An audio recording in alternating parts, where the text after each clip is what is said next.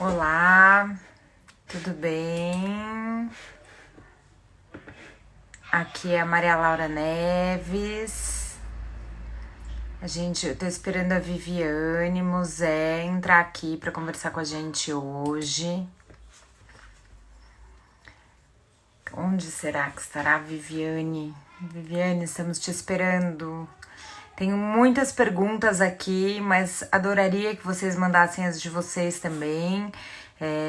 A Viviane, acho que vocês conhecem ela do Encontro com a Fátima. Ela é youtuber também, filósofa, é psicanalista, é psicóloga, e pensa muito, fala muito sobre o tempo que a gente está vivendo, o mundo que a gente está vivendo, e traz vários conceitos de filosofia pra gente discutir aqui. Eu só vou pedir licença para vocês para perguntar por que a Viviane não entrou ainda. Licença, só um minutinho.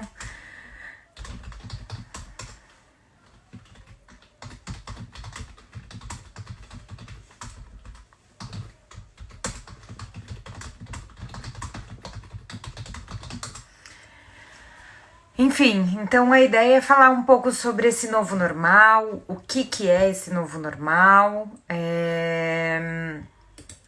as relações, como é que devem ficar as relações durante e depois dessa fase aguda de distanciamento social. Deixa eu ver aqui, espera só um minutinho. Ilma Tavari, peraí.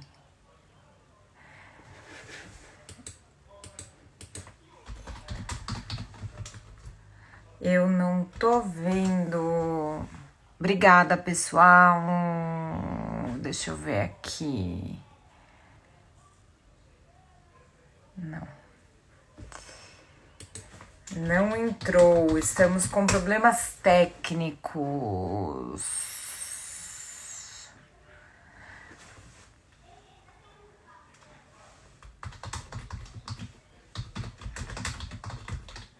Viviane, estamos te esperando. Enfim, então a ideia, eu tenho aqui na minha pauta várias perguntas para ela. Ela é especialista em Nietzsche, escreveu um livro que chama Nietzsche Hoje e outro que é A Espécie que Sabe. Então, eu acho que ela pode nos ajudar a refletir mesmo, né? A pensar. Oi, Viviane, tudo bem? Agora você tem que pedir para participar aqui do da live. Tô esperando, você tem que pedir para entrar. Chegou, mas tem que pedir pra entrar, Viviane, entra. Eu posso convidar? Deixa eu ver se eu consigo convidar. Então, peraí.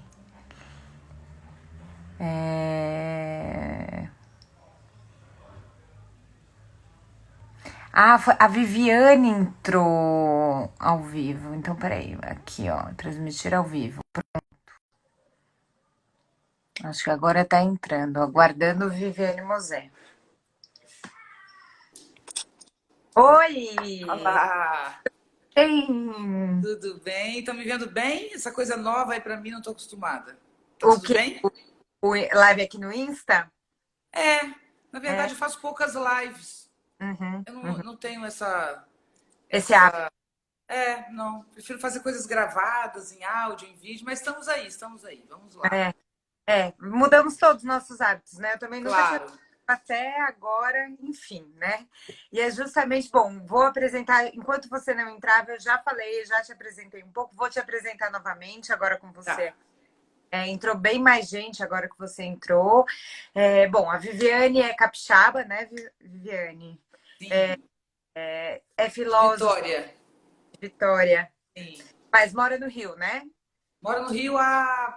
Eu já perdi a conta, 27 anos, por aí, tem bastante tempo. Eu li aqui Mas na sou internet. capixabíssima, assim, de cultura mesmo, sabe? Bem capixaba, mas tenho uma vida inteira aqui no Rio. A Viviane é filósofa, ela é psicóloga, é psicanalista, é mestre e doutora em filosofia pelo Instituto de Filosofia e Ciências Sociais da Universidade Federal do Rio de Janeiro. Dois dos livros mais recentes são Nietzsche Hoje e A Espécie que Sabe. Também é autora de livros de poesia, Toda Palavra, Pensamento Chão e Desato. Entre 2005 e 2006 apresentou um quadro no Fantástico, onde falava sobre filosofia. Também é colunista do Encontro com Fátima. E hoje nos dá o prazer imenso de ter aqui você com a gente aqui na Marie Claire. Bem-vinda.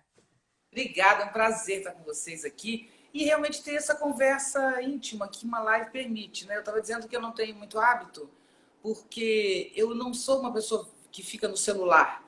Eu trabalho, escrevo, viajo muito, dou muita aula. Então, mas eu amo as redes sociais. Nada contra, muito pelo contrário. Eu acho super bacana essa possibilidade da Marie Claire estar conversando com a gente aqui ao vivo e as pessoas ouvindo e participando. Delícia, adorei. Vai ser um prazer estar aqui com vocês. Estou à disposição. Que delícia, que bom. Viviane, você está em casa? Você está no Rio? Estou em casa, exato. No início, eu acompanho isso há muito tempo. Eu escrevo sobre isso, não sobre pandemia, mas sobre exaustão social, sobre essas possibilidades, né, de situações como essa, há mais de 20 anos que eu falo sobre esse tema. Então, insisto sobre isso. Eu tenho um sítio no norte do Espírito Santo, que é uma reserva permanente, onde a gente tem uma vida de subsistência muito simples, muito simples. É tudo muito primitivo e muito agradável. Quando, antes de anunciarem o isolamento, eu já saí, tipo, dia 8 de março. Eu fui para lá, eu fiquei 45 dias lá, com pouquíssima internet, experimentando as notícias, sim. Então, quando eu tinha internet, era notícias, mas não tinha possibilidade de transmissão, por isso eu não fiz lives ainda tantas. Mas tudo isso me fez ter uma experiência, que é sobre ela que a gente deve falar, que é realmente de parar, sabe? Da sua vida parar. Eu tenho um filho de 16 anos, sou casada, minha irmã também foi com a gente, e de repente você olhar e falar, sabe, para que serve tudo isso, né? Para onde estamos indo? Que importância isso tem? E de que maneira podemos tornar isso uma experiência afirmativa, especialmente para quem tem menos de 50 anos, menos de 40 anos. Uhum.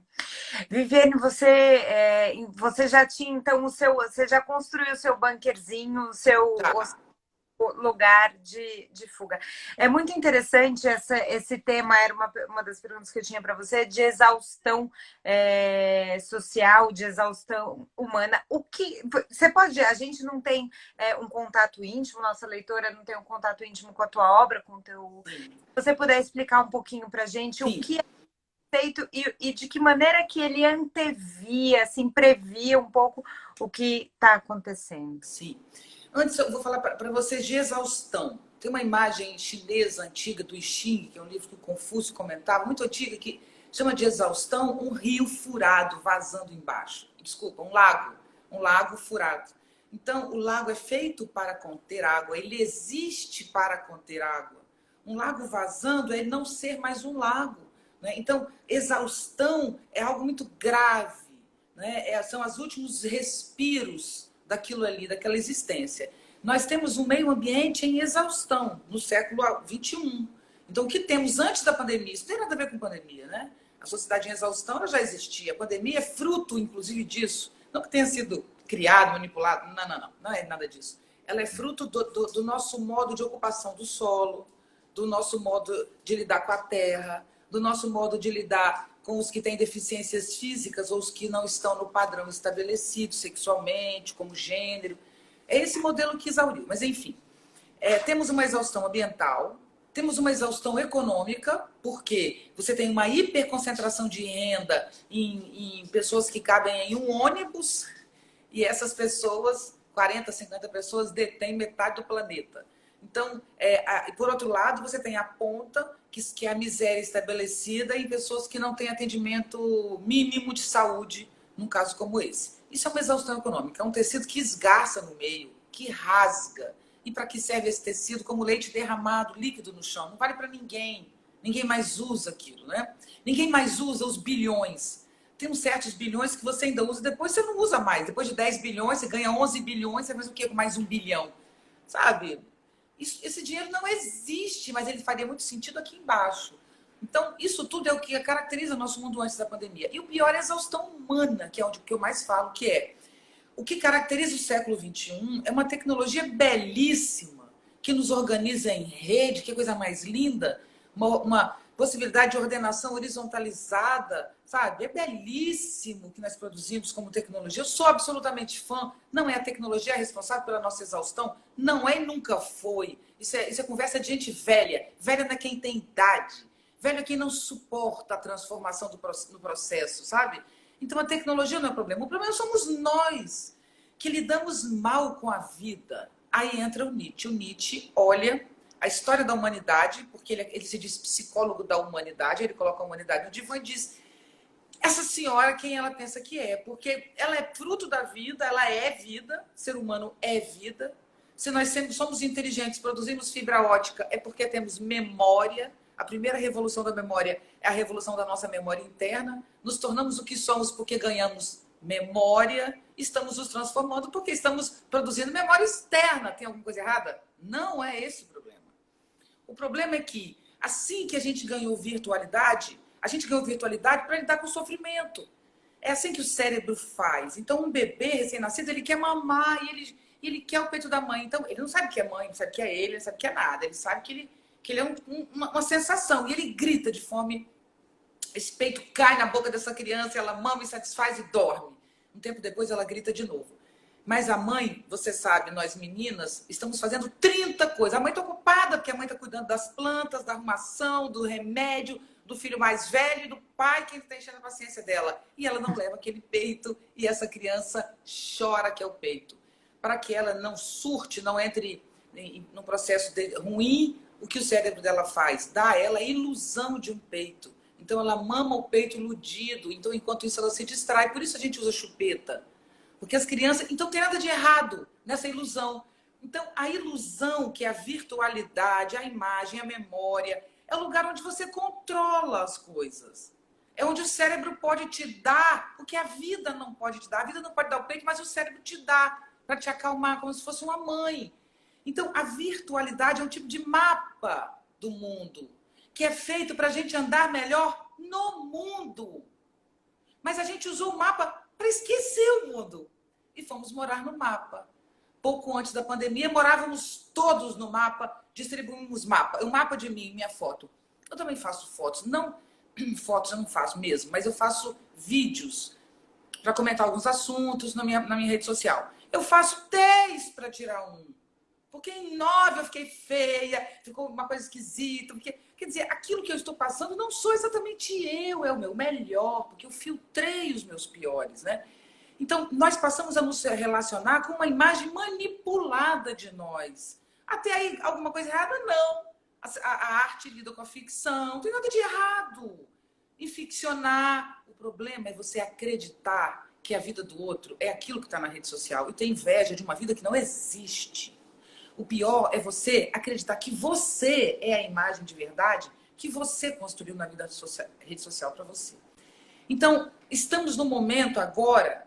Então, bom, o que o Nietzsche diz, já que perguntaram o Nietzsche? O Nietzsche, lá, ele olha para a história da humanidade, desde que a virtualidade nasceu, virtualidade é igual pensamento, raciocínio, memória, consciência, história do conhecimento humano, filosofia, literatura, arte, parte da arte, né? Nem toda, porque uma arte é do corpo, como a dança, o teatro, é presencial. Mas a maioria é literatura, cinema, né? Tudo isso também é virtual.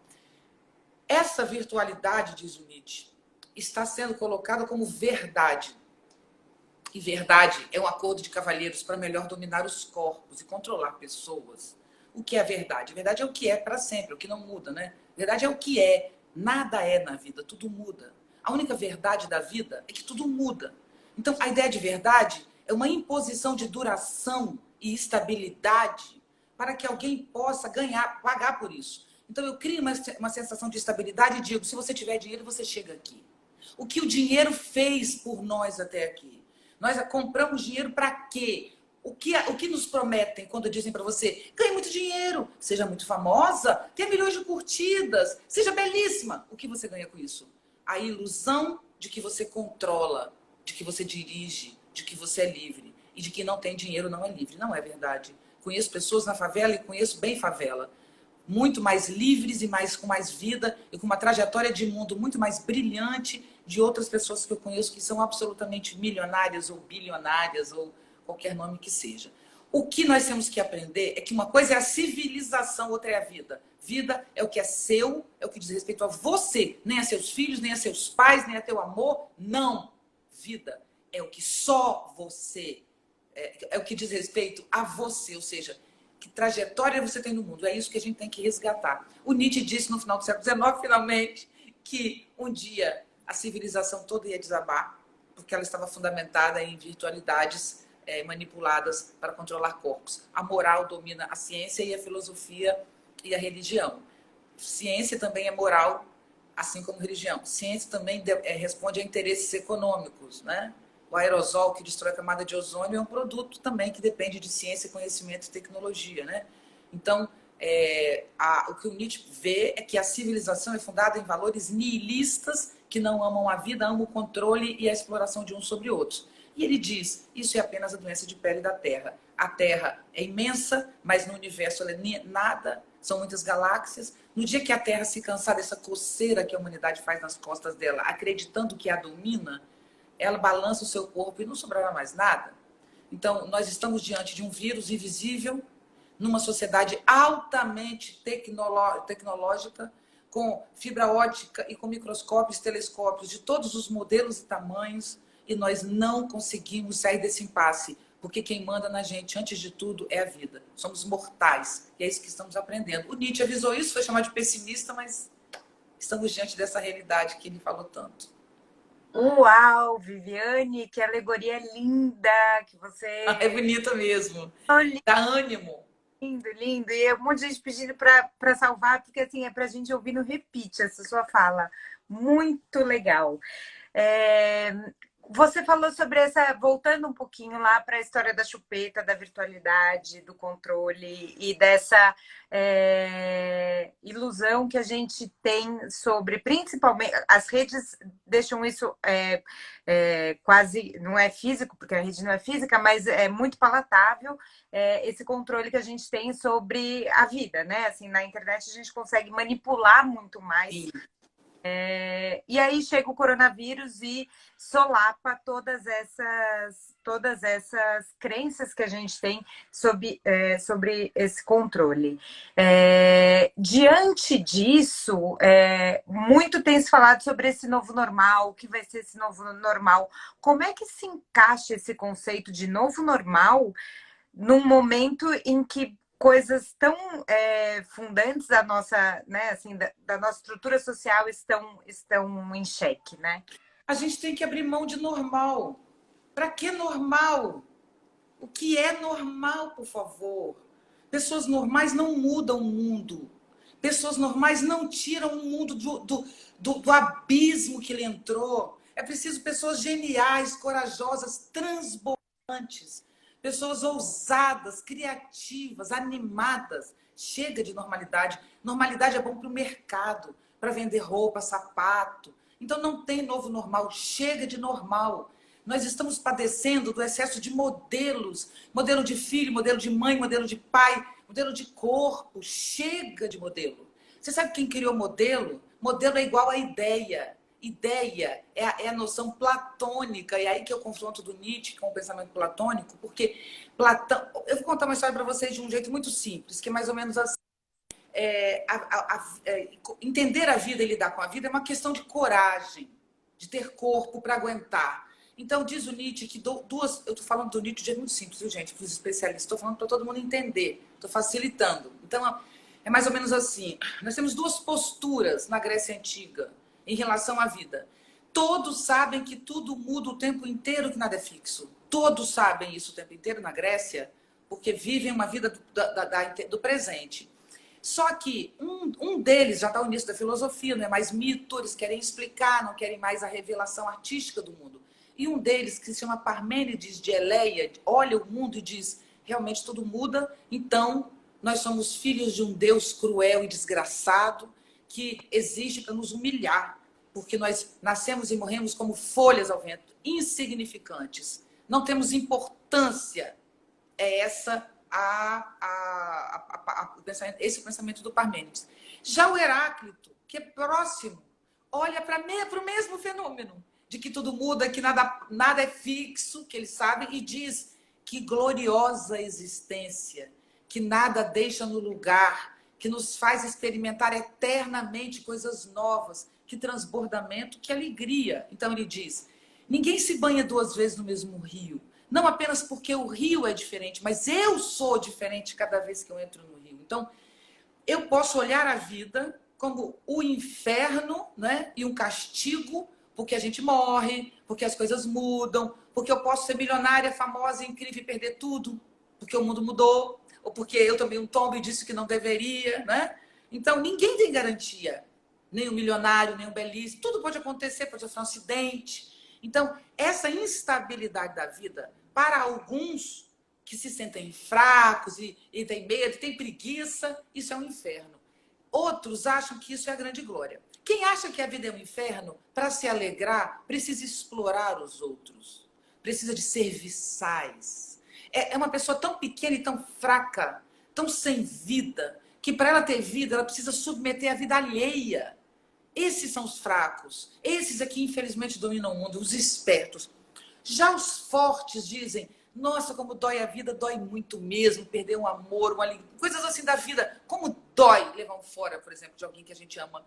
Mas você diz, mas isso é a vida e eu sou feliz porque eu amo, e isso move meu coração. Disso eu vou escrever um poema, ou ler um poema, ou ouvir uma música e andar chorando pela rua num dia de chuva. Isso é belo, a vida é bela e tudo isso é possível. Então, esse é o jogo da civilização. Temos uma civilização que não foi com Heráclito. Ela não foi com a vontade do novo, disposto à vida. Foi com vontade de guardar e acumular coisas, porque eu sou um idiota. Então, eu preciso guardar muita coisa mesmo no meu armário, né? Então, eu sou tão ninguém que o meu sorriso não basta. Às vezes, o sorriso de uma pessoa querida é suficiente para tudo funcionar bem. Por que tantas roupas e sapatos, né? Isso é um jogo social. Muito bom. Eu Eu vou me vou. movendo aqui com você, porque eu estou num lugar que a luz natural está baixando, mas a gente vai conseguir ficar aqui mais clarinho. Pronto, desculpe, mas está tudo certo. Eu Pode falar. Eita, eu derrubei o telefone, tá? O negócio aqui tá. Eu desliguei os comentários, desabilitei os comentários. Eu vou, porque tinha muita gente pedindo para desabilitar porque estava no seu rosto. Eu vou Certo. habilitar novamente, mas quem está assistindo pode clicar nos comentários e abaixar que os comentários somem, para a gente poder ter as perguntas das pessoas, senão a gente fica sem o mais legal da live, que é a resposta das pessoas. Então, quem estiver incomodado, não estiver vendo a Viviane, só clica nos comentários e puxa para baixo que eles somem. Sim. Viviane, tem A gente viu aí circularem, enfim, estamos na Marie Claire, uma revista que tem como princípio, desde a sua fundação, defender os direitos das mulheres e brigar pelo empoderamento feminino há quase aí um século de história.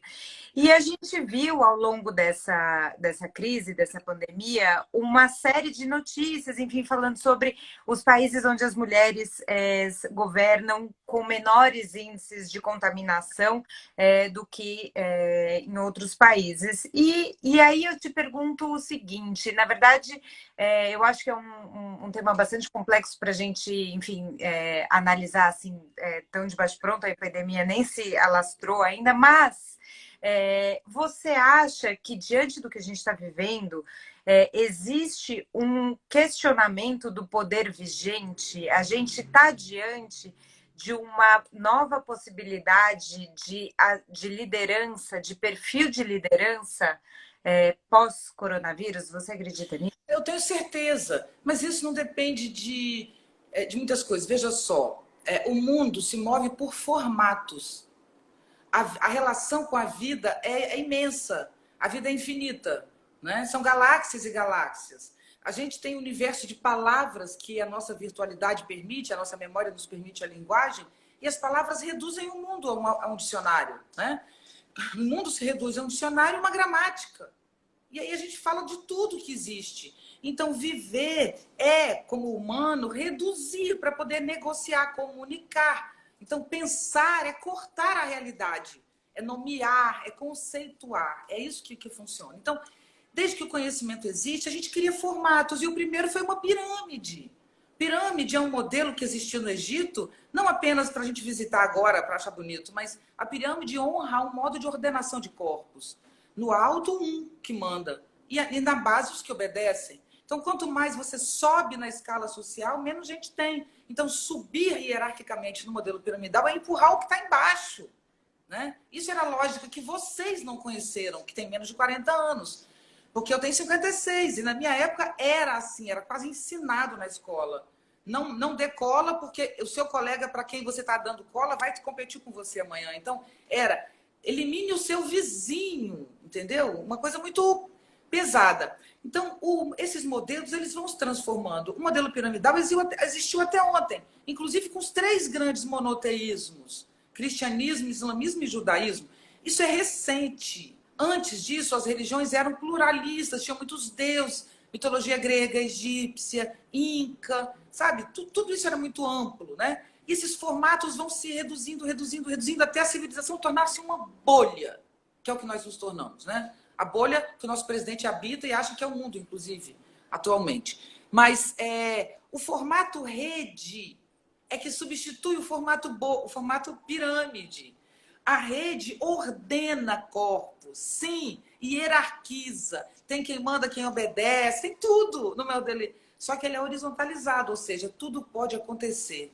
A rede depende das conexões entre pontos, entre nodos. Rede é feita de pontos e conexões, só isso. Ela não tem contorno, ela não tem começo nem fim. Então, quem conecta, agrega, reúne. Quem reúne tem poder. Então, não tenho dúvida que temos novos centros de poder, novas relações de poder, novos modos de ordenação. Mas o nosso futuro não é vencer as fake news, que é o nosso presente. Nosso desafio presente é vencer as fake news, porque elas ganham as eleições. O brasileiro é um idiota, vota mal e apoia esse absurdo que o governo está fazendo durante a pandemia. Não! O nome disso é fake news. As pessoas que reproduzem esses absurdos não são idiotas porque pensam aquilo. É porque elas estão sendo manipuladas para aquilo. Vivemos uma guerra das fake news, que é a guerra da informação. Mas o que vai mudar mesmo todo esse jogo é o modo de ordenação em rede e a construção de transparências e de gestão múltipla. Nós vamos poder fazer a gestão do Estado, da sociedade, da economia, eu não tenho dúvida disso, por meio dos novos modelos de tecnologia social. É a inovação tecnológica que vai nos tirar desse inferno do coronavírus. Entende? É a juventude animada que vai criar novos modos de gestão que tira poder do presidente, que tira poder e que põe poder na mão de quem pensa, de quem quer o bem, de quem quer trocar coisa bacana. Então, nós estamos vivendo, queridos e queridas, especialmente quem é mais jovem que está nos ouvindo, calma. É muito triste o que a gente está vivendo. É muito sofrido demais. É raro o dia que eu não choro, que eu não caio em prantos, porque eu acompanho todas as notícias. Mas, infelizmente, esse sofrimento e essa guerra vai gerar uma sociedade diferente. Sim, vai gerar. E já está gerando. Eu continuo mudando na minha experiência de live. Vou acender uma luz, porque eu acho que senão ninguém vai me ver mais.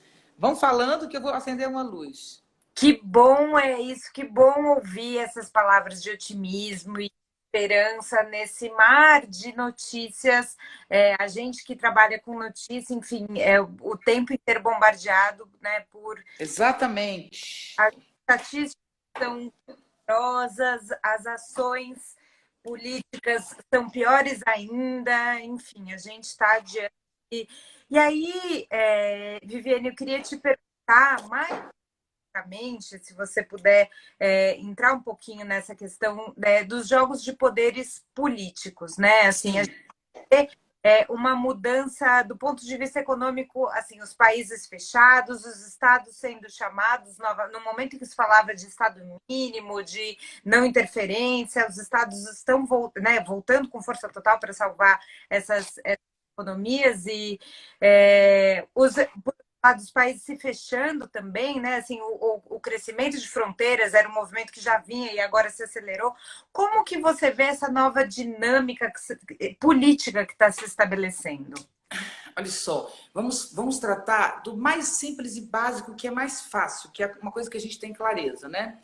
Nós, antigamente, no modelo piramidal, que era antigo e que existiu até o final do século XX, mas no final do século XX já não era esse modelo, nós tínhamos no alto da pirâmide um país que controlava o mundo, especialmente pelo cinema, pela cultura, pela música, né? Que era os Estados Unidos. Então a cultura americana se tornou o desejo da juventude do mundo todo, de grande parte do mundo, da juventude, de todo mundo. Então isso gerou um universo de poder para os americanos, né? A venda da liberdade, numa constituição contemporânea, moderna, né? Então tudo isso era muito forte. E os americanos realmente reinavam.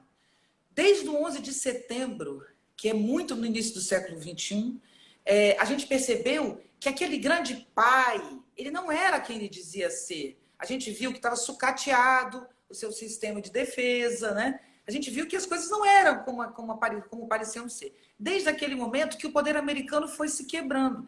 Mas a sociedade em rede também trouxe o Wikileaks, né?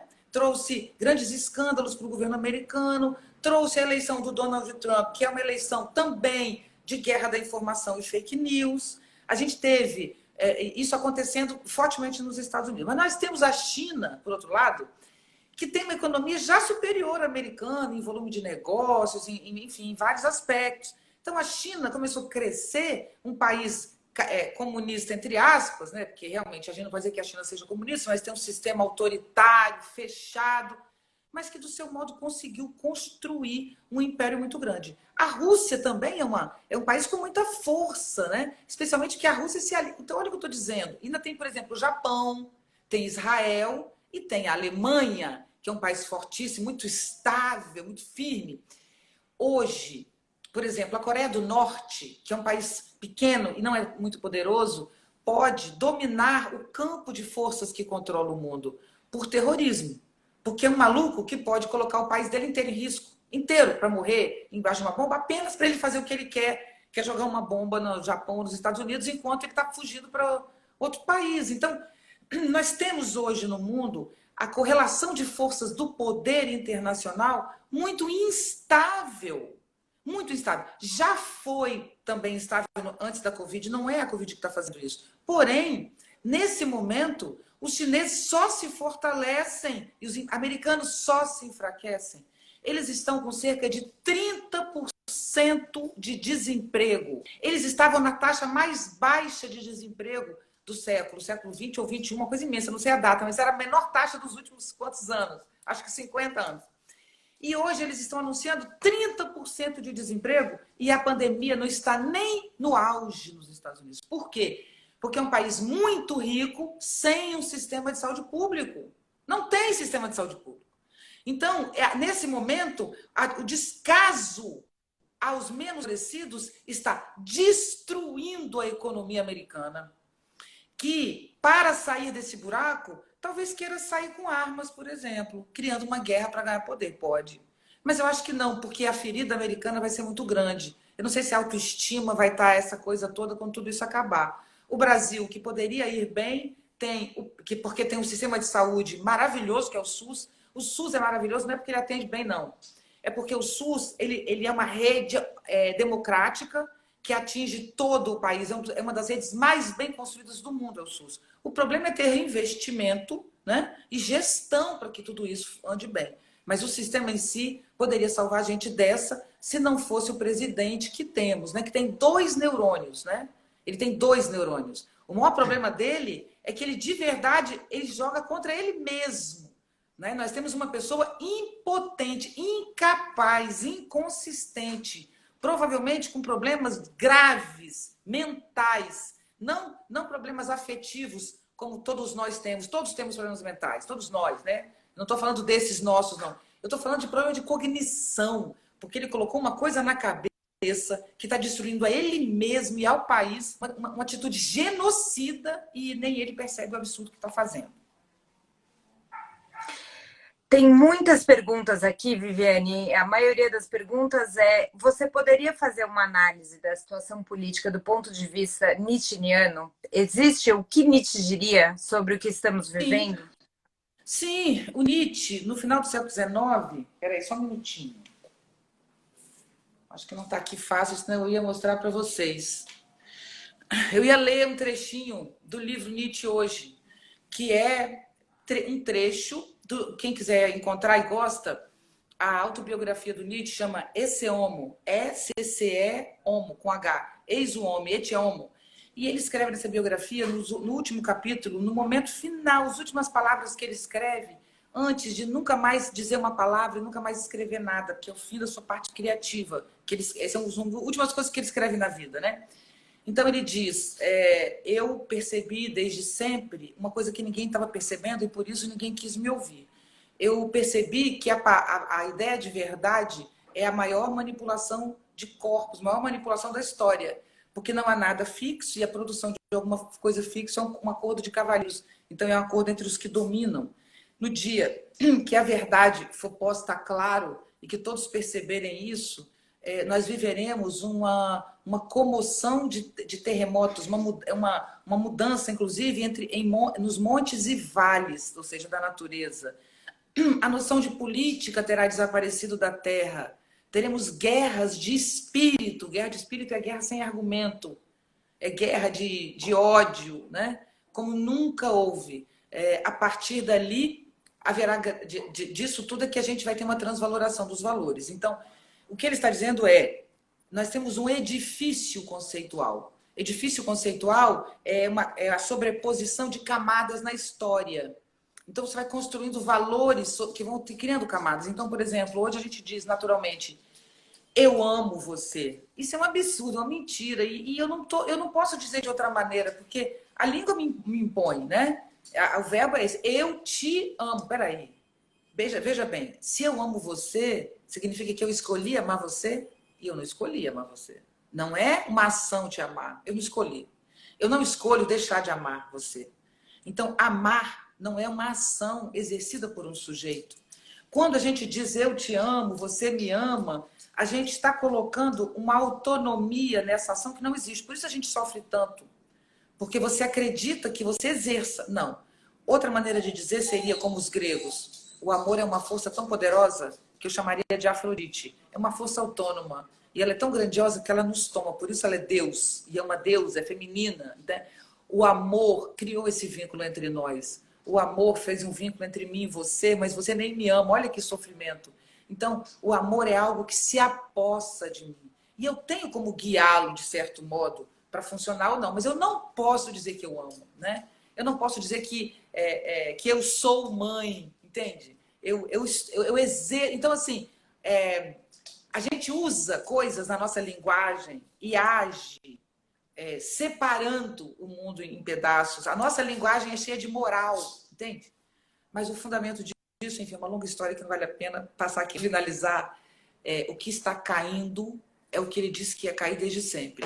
Ele disse, vamos desconstruir a ideia de verdade e vamos trabalhar com a pluralidade e a diferença.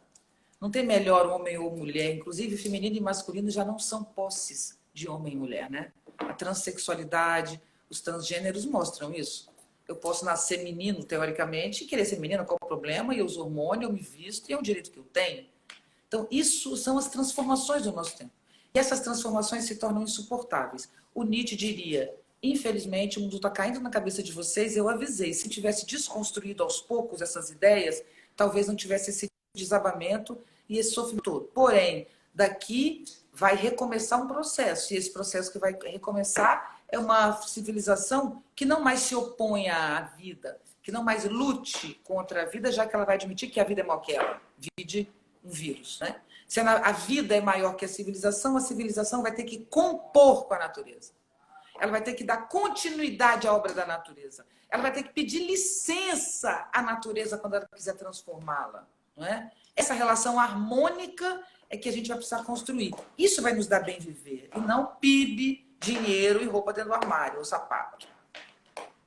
Tem uma grande discussão em torno do que é desenvolvimento, né? Assim, quando você fala não é PIB nem sapato, assim, hoje os economistas contam o desenvolvimento pelo PIB, né? E o que você está falando, assim, o que é dizer, essa noção vai mudar para a gente.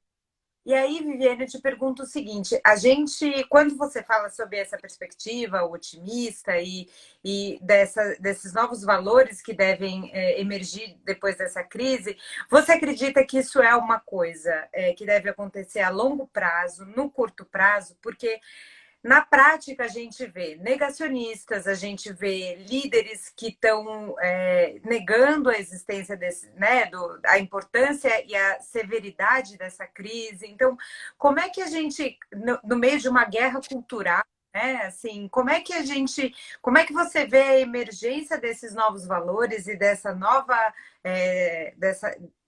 dinâmica social diante de um cenário tão polarizado? O momento é tão grave, que a gente não consegue exatamente prever o que vai acontecer, né? Tudo está muito instável, dependendo de onde sopra o vento. Essa semana, o diretor-geral da ONU, da Organização das Nações Unidas, fez um apelo que eu ainda não consegui comentar. Eu ia fazer isso hoje, mas eu estou totalmente sem tempo. Eu ia fazer isso hoje, na minha página.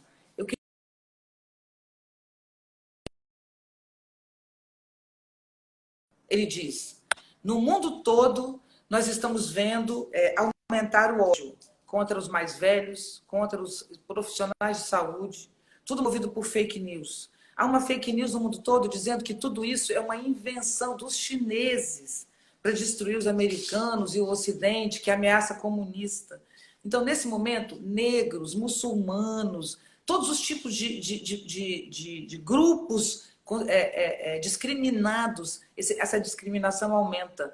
Então, ele implora aos líderes que deem exemplos e que chamem para o outro lado. Eu, honestamente, ingenuamente, vou fazer isso na minha rede social, tentando chamar para a disseminação do amor.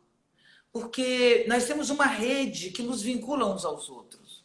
Eu não preciso mais de uma hierarquia. Antigamente, uma pessoa negra, um homem ou uma mulher negros, só conviveriam com uma pessoa branca se fosse na cozinha servindo, se fosse num restaurante como garçom ou como motorista.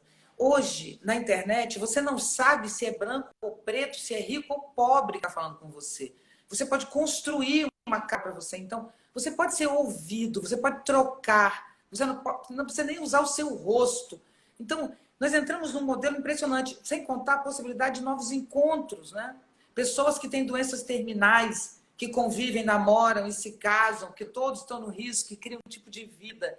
Pessoas que protegem os animais, sabe? Que amam animais e que trocam. É lindo o que existe. Então, nós temos uma rede belíssima, dada pela tecnologia. É isso que a gente tem que se agarrar, ao invés de falar mal da internet. É belíssimo o que a gente pode. Só que nós estamos, por manipulação, especialmente, porque essa é uma nova guerra, é a terceira guerra mundial, a da informação, não é a Covid. Essa rede está sendo alimentada de manipulação e ódio.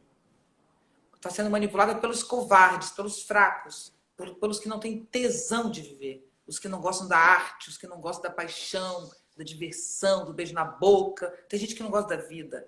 Eles é que estão controlando esse jogo. Então, se ao invés disso, nós conseguíssemos produzir um grande movimento que disseminasse amor, nós estamos vivendo uma guerra do bem contra o mal. É horrível dizer isso, que é muito polarizado e maniqueísta.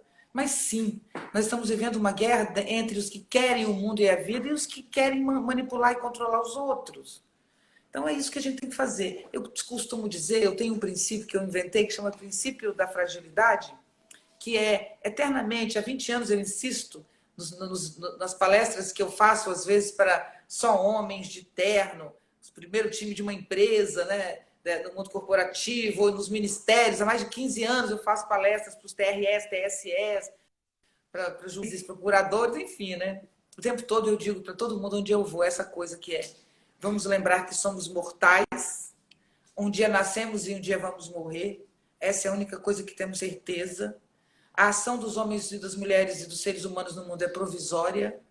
Tudo passa na civilização e na cultura, mas o vínculo que nos une à vida é de cada um de nós. Nós nascemos sozinhos, morreremos sozinhos, e é a partir daí que a gente tem que criar um centro de avaliar, para criar valores, o que me importa. E a pandemia tem que nos trazer para isso, né? Para a gente entrar nesse lugar e dizer: o que realmente importa para mim. Eu tenho certeza que é abraço. Beijo. Tem bastante gente perguntando, que eu acho que é uma coisa que fica com a sua fala. É possível aprender empatia? É possível se disseminar a empatia? Desde que parta do princípio de fragilidade. Só existe empatia quando você sabe que você é ninguém. Eu nasci no Espírito Santo, numa família muito alegre, animada, divertida, tive muita sorte, mas não tinha grana. Mas basta ter ânimo, disposição, né, e inteligência efetiva para isso. Então, eu lutei muito a vida inteira, com meus irmãos também, e eu consegui chegar no Rio de Janeiro sem ninguém aqui, sem um parente, absolutamente ninguém. E eu ganhei essa cidade, depois eu ganhei o Brasil, fiz o Fantástico, TV Globo, tem um montão de pessoas que me seguem. O que é isso? Isso é apenas uma trajetória. Agora, quem eu sou nisso? Sabe quem eu sou nisso tudo? Ninguém. Ninguém, mas ninguém num grau. Sabe? Eu só sou uma pessoa que acorda de manhã como todas as outras. E se eu fosse a Gisele Bündchen, também. Porque ela está escrevendo sobre isso. Ela é belíssima. Eu acho aquela mulher realmente um charme, de uma lindeza, de tudo, de jeito. Eu sou fã. E ela tem muito dinheiro, ela tem um marido muito rico. Dizem que o casamento é felicidade. Na verdade, o problema começa quando a gente casa. Mas, de fato, ela tem marido, tem filhos saudáveis, não é isso? Tem muito dinheiro, é famosa e tem tudo. Por que ela escreve um livro que fala de síndrome do pânico, de depressão e suicídio? Porque a vida não se basta do que nos dão. Não é o que você ganha que te faz, é o que você dá. É isso que é a questão. O que eu vim fazer aqui é de dentro para fora, né? Então, ganhar o abraço de vocês, o carinho como eu ganho na rua, nos eventos que eu faço, os abraços eu amo, me faz muito bem, você não tenha dúvida. Mas o que me faz bem mesmo é eu lidar bem com meu filho, com meu bem, com a minha casa, com meus pais, com a minha solidão, com o meu medo, com a minha angústia, com o meu medo da morte. Isso é que me faz eu mesmo, né? E é isso que a gente tem que buscar. Viviane, a gente, falando em morte, Você falando falou nesse se momento. desculpe, só desculpe, é que eu não finalizei, na verdade, a pergunta era: se empatia é possível de ser construída? Sim. Onde há empatia? Diante de dois seres frágeis que precisam uns dos outros. Todo mundo que sabe que é pequeno e frágil gera empatia. Agora, quando você finge que você é forte, você cria um mapa de alguma coisa que você não é. E eu não posso trocar o que eu imagino que eu sou com o que eu imagino que você é, né? É hora da gente se ver de verdade. Muito bem. A gente está num momento que a gente nunca falou tanto de morte, nunca ouviu tanto de morte, nunca tantas mortes tiveram no noticiário, né? Assim, pelo menos na história recente.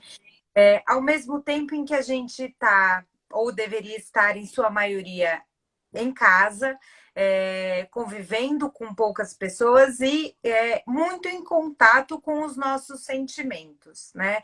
O que que isso gera para a saúde mental em termos, né, assim, sociais, em grande escala? E como que a gente pode fazer dessa experiência de contato consigo mesmo e diante de um cenário que não é muito fácil, muito simples, como que a gente consegue transformar isso numa experiência de aprendizado, de ganho e de fortalecimento para isso que você estava falando agora, da construção? Eu acho engraçado quando vejo os especialistas falando do perigo, né, desse coisa. Eu não vejo perigo. O perigo era o que vivíamos antes. Nós temos filhos e não olhamos para a cara deles.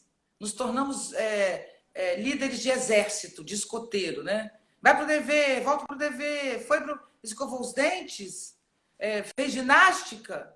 Que tipo de vínculo que os pais têm com os filhos? Os filhos passam o dia inteiro sem os pais chegam em casa à noite cansados, ou fazem um curso online, ou fazem um mestrado, chegam mais tarde, ou simplesmente é a única hora que eles têm liberdade para estar em suas redes sociais, porque durante o dia estão no trabalho.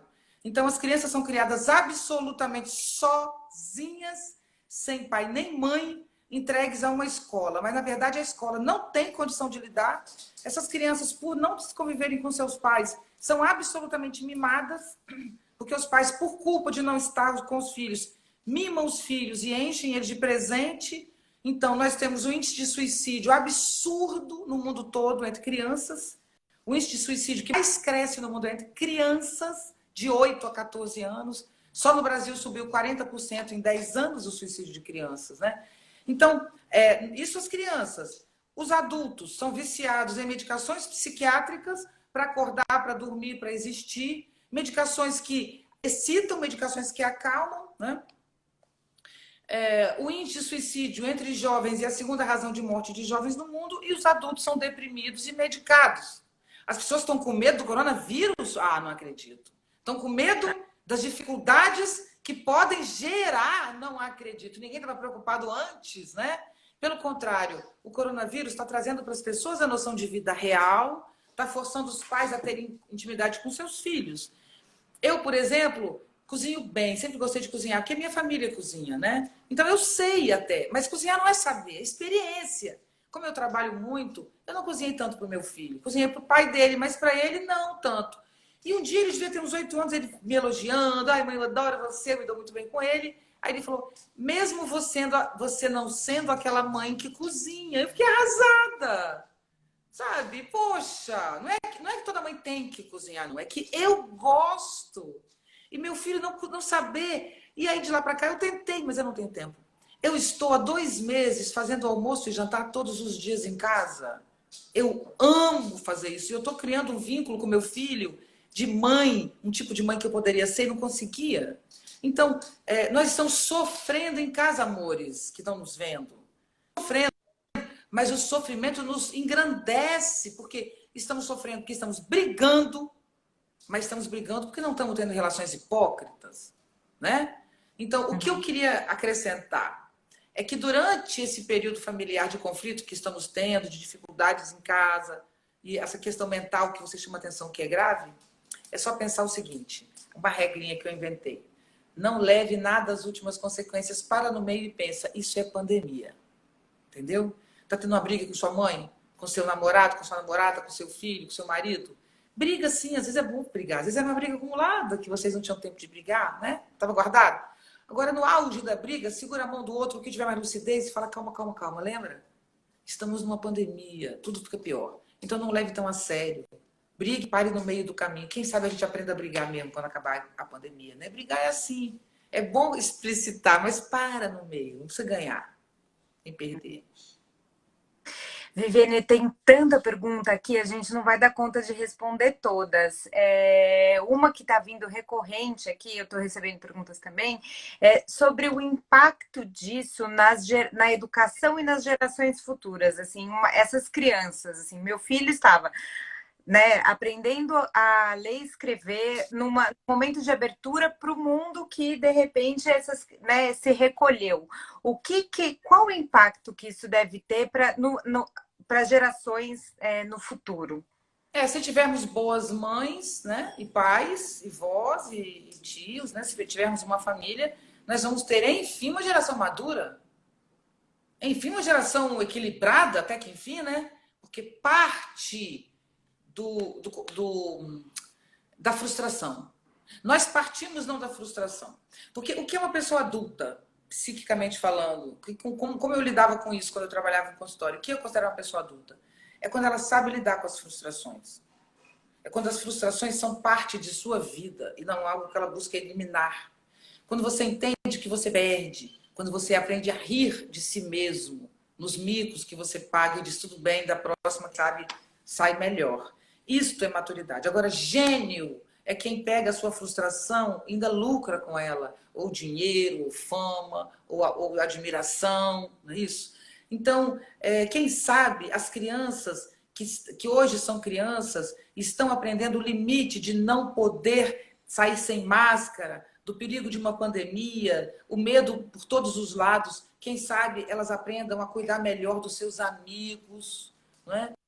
Dos seus parceiros, porque é imortal, especialmente com a ideia de que se você ganha dinheiro, não. Então, eu tenho uma vida confortável e tem muita gente que tem menos que eu. Então, para essas pessoas, eu tiro onda de dizer que eu tenho mais liberdade, que eu viajo, vou à Europa, eu tenho uma casa de campo, eu tiro onda.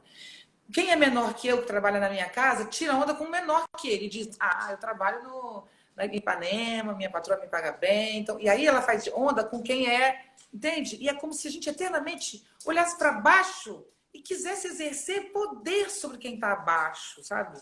E isso é algo tão pequeno, tão sem sentido, que a gente, de fato, deveria diminuir. Mas eu esqueci mesmo sua pergunta, eu me perdi. Fala de novo. O Vou tentar impacto, responder. é isso, o Ah, sim, impacto geracional. exatamente. Exatamente. E aí eu descobri, contando esse exemplo para vocês, quando meu filho ainda era pequeno, que ele não é mimado, pelo contrário, né? É mimado, porque toda mãe mima o filho de algum modo, mas ele lida com os conflitos que eu o imponho de certa maneira. E aí eu percebi que não era só o meu filho que era mimado, que o filho da babá dele também. Ela dava tudo pro garoto, o garoto não se mexia. Então, não é ter ou não ter dinheiro que é proteger o filho e mimar. É ter uma relação em que você acha que a frustração só tem para quem não tem dinheiro, para quem é pobre, não. A frustração e o sofrimento é típico da existência.